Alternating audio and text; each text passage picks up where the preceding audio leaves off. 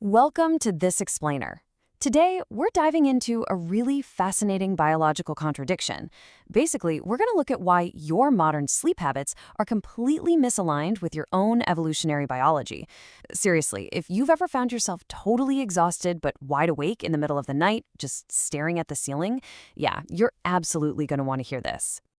So let's kick things off by comparing our incredibly trivial modern late-night habits with the pitch-black, frankly terrifying reality that our ancestors had to deal with. Picture yourself in bed tonight. You're probably holding your phone, scrolling for hours, feeding your brain super crucial info like how sea otters hold hands so they don't drift apart, or maybe reading a massive Reddit thread about a couple breaking up over a laser tag dispute. Now, compare that to like 30,000 or 40,000 years ago. When the sun went down back then, internet drama wasn't exactly a priority. Our ancestors were just desperately trying not to become a leopard's midnight snack. Nighttime in the Stone Age was essentially a horror movie. I mean, biologically speaking, we humans are a complete joke when it comes to the dark. We don't have night vision, we don't have claws, no fangs, and honestly, we can't even run that fast. Basically, if you dropped a modern human into a dark forest 40,000 years ago, we were just anxious, naked chicken nuggets waiting to be eaten by wolves, hyenas, or cave lions. And remember, this wasn't city dark. This was true, terrifying pitch black. Which brings us to Section 1, Fire, the OG streaming service. To survive that crazy darkness, our ancestors obviously needed a defense system. But their ultimate weapon wasn't a stone spear, it was fire. And fire was so much more than just a way to cook food. It was a flashlight, a heater, bug spray, and a vital security fence against predators all rolled into one. But here's the coolest part. It was also effectively a free therapy session. Hundreds of thousands of years of evolution literally hardwired your brain to know that if there's a fire, we're safe. We aren't dead yet. Studies actually show that simply watching moving flames instantly lowers your blood pressure and brings on a state of relaxation that's almost identical to meditation.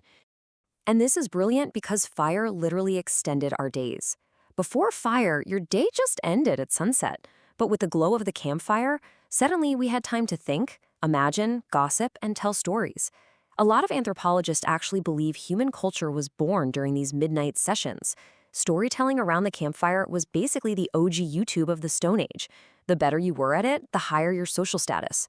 Content creation really is the oldest profession in the world, just with ancient hooks like, bro, you won't believe what I saw in the woods today. Section 2, Crafting the First Mattress. Okay, so when the storytelling ended, how did they actually sleep out there? You might picture them just collapsing on the cold dirt and hoping for the best, but they actually took their bedding incredibly seriously. In Sabudu Cave in South Africa, archaeologists found remnants of human mattresses that are an astonishing 77,000 years old. And these weren't just piles of leaves. They were highly engineered pieces of prehistoric technology. It is truly mind-blowing how brilliantly they layered these beds. Step 1 was a bottom layer of ash. This acted as insulation from the cold stone. And amazingly, it literally kills parasites. Step 2 was adding grass and reeds for actual comfort. And for step 3, they topped the whole thing off with leaves from specific plants that act as natural insect repellents. I mean, think about that. They invented organic anti-mosquito tech 77,000 years ago. And here we are in 2026, still losing the war against mosquitoes, even with all our chemical sprays. Oh, and they were massive clean freaks too. Instead of, taking a vacuum to their beds, they practiced what you might call extreme spring cleaning. They would literally burn their old mattresses to kill off the bacteria and just start fresh. Now that is deep cleaning, Stone Age style. Moving on to Section 3, the two-phase sleep secret. This is going to completely shatter our modern obsession with getting that perfect, uninterrupted 8-hour block of sleep. Because that 8-hour standard we all stress over today, it might actually be totally unnatural. See, before the Industrial Revolution forced us into rigid schedules with alarm clocks and factory shifts, humans normally slept in 2 phases. If we map out their night, the timeline looks like this. They'd go to bed right after sunset and sleep for about 4 hours. Then, completely naturally, they would wake up right in the middle of the night. For an hour or two, they'd just stay awake, hanging out, talking, praying, tending the fire, or, making sure the family tree kept growing. And then they'd just go back to sleep for phase 2 until sunrise. That midnight wakefulness was just normal life. Nobody called it insomnia.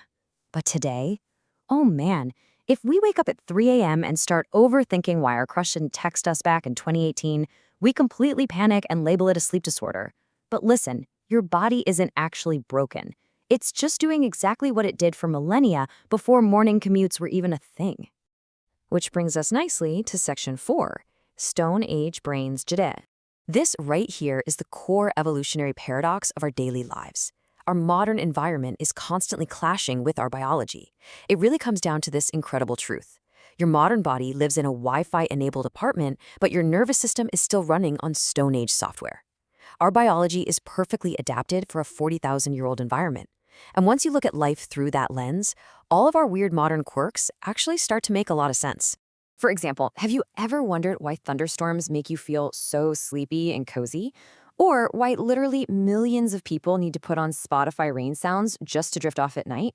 Well, it's because your Stone Age brain knows that when it rains, predators like wolves and cave lions can't track your scent. The rain washes away your tracks. So when your primitive hardware hears the sound of a heavy downpour, it finally feels safe enough to power down and let its guard down. It's an ancient survival mechanism, playing right out of your Bluetooth speaker. And what about our absolute obsession with staring at screens right before bed? We all know midnight scrolling ruins our sleep, but the biological reason why is just fascinating. When you stare at your phone at midnight, your brain sees that LED blue light and literally thinks, oh cool, the sun is inside my room. It completely tricks your primitive hardware into thinking it's daytime. This instantly shuts down your melatonin production and wrecks your natural sleep cycle. You're basically sending a high noon signal to a brain that's just trying to survive the night. Finally, let's explore Section 5, the mystery of ancient dreams. Try to imagine experiencing intense dreams 40,000 years ago without any modern neuroscience or psychology to explain what the heck was happening. Every single night, you just disappear for a few hours into your own head. Dead relatives show up and talk to you. Terrifying monsters chase you. You visit places that absolutely do not exist in the real world. To our ancestors, this wasn't just, oh, my brain is processing the day's memories. No way. It's no wonder ancient civilizations perceived dreams as literal portals to another dimension. To them, the line between dream and reality basically didn't exist at all. It really is a hilarious, yet kind of profound paradox, right? Our ancestors lived in a world of constant, deadly danger.